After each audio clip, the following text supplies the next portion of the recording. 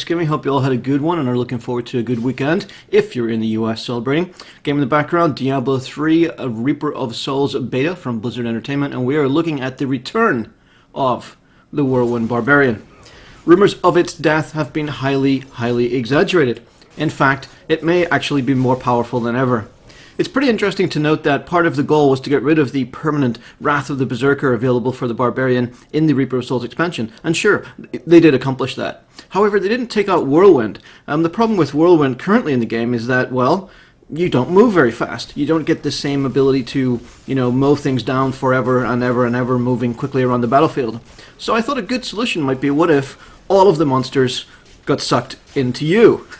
So here you have it, the Whirlwind Suck version, and it's actually pretty cool. I really like this build, namely because it sucks everything in a 45-yard radius into your Whirlwind of Doom, and you get to, blade it, stab it, and bash it on the head, all from the comfort of your own little Whirlwind, and it's pretty hilarious.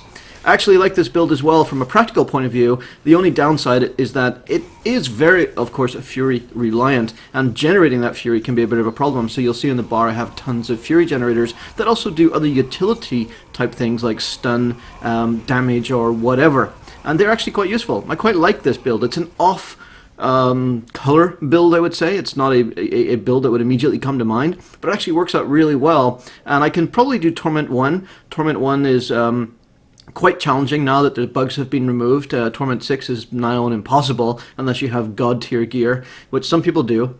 But you'll have seen some people playing different versions of the Barbarian and different versions of other classes on Torment 6, and those abilities were bugged actually for the most part. A lot of streamers were playing on Torment 6, and you'll notice that now they're not, and that's because some of the bugs that they were using have been removed from the game. But the Barbarian actually, to be very honest with you, stands out as still the #1, absolute, hands down, #1 class in the game today.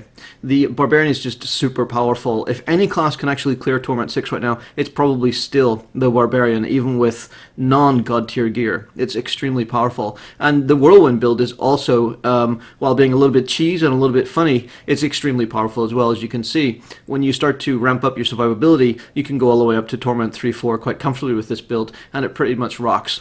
The other side effect is that you get to stay out of Molten and Poison.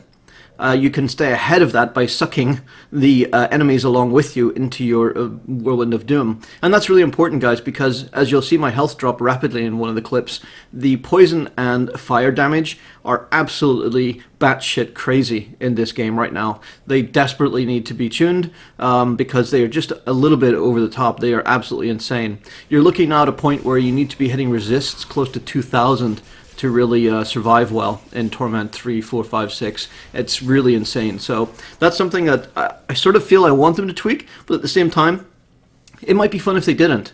But I tell you, when you get like a Vortex and a Plagued, and you get, Poison Enchanted, so you've got those poison enchanted tendrils running along the ground. You've got plagued everywhere in pools at your feet every time you move. And literally you move out of one pool and there's another one forms right underneath you. So it's extremely difficult to deal with as you're getting sucked back into that. Just like I have a vortex in my Whirlwind, essentially. The mobs have a vortex and you're bouncing around the screen getting stuck in poison. It's extremely deadly and very hard to manage. And the same's true with fire. They're both crazy, although I'd say poison is the worst of the two. So that's something that's going to be a little bit frustrating, and I could see it being a challenge in hardcore because it's essentially unavoidable at a certain point. If you get stuck in it, you will die. I think there's levels of survivability that players are going to have to go to with any class to really get around that, and it's going to be quite tough, and it is going to be a trade-off for some damage, and that's not a bad thing. That could be quite good. That's going to keep a sort of barrier to entry, if you like, on the higher tiers of Torment 4, 5, and 6, for example, so that's a good thing. Overall, I really like the Barb, though. The Barb has been one of my favorite classes, as a lot of you will know, over a very long period of time, and I'm still really enjoying the Barb. Now, there's other classes to play. I've been playing them all, but the Barb still has that really tough, strong feel. The Avalanche is, pretty much a solid choice in in almost every build I've seen out there today. It's a really, really good choice. It's also really fun, for example, when you get that channeling pylon where you can channel your skills. You'll see a clip of it a couple of times, I think, in the video in the background, where I can channel Avalanche endlessly until that buff runs out, and that is really insanely cool. So even for that reason alone, it's awesome to have it on your bar. Overall, the Barb is going to kick ass. I don't know how much of this will get tuned down, but right now, the Whirlwind Vortex of Doom build is solid, and Whirlwind is back. See you next time. Cheers, guys.